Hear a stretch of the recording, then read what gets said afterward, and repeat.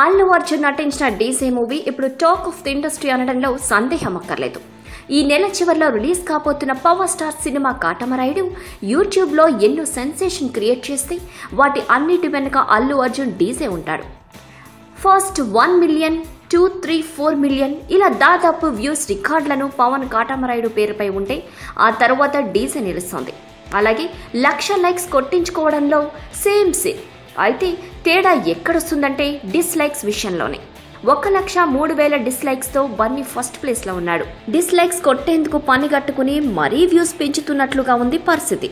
అంతేకాదండి, cinema release విషయంలో కూడా కాటమరాయుడు తర్వాత డీజేనే వచ్చే అవకాశాలు ఉన్నాయి.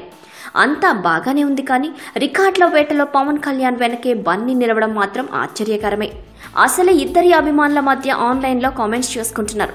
మెగా హీరోలిద్దరు రికార్డుల వేట కంటిన్యూ చేయడం ఆసక్తి కలిగిస్తోంది. అది కూడా ఫస్ట్, సెకండ్ ప్లేస్లను ఆక్రమించేస్తుండడం చెప్పుకోదగ్గ విషయమే. ఈ వీడియోపై మీ విలువైన కామెంట్స్ ని మాతో షేర్ చేసుకోండి. అండ్ ఇంకో విషయం, సబ్స్క్రైబ్ చేయడం మర్చిపోకండి.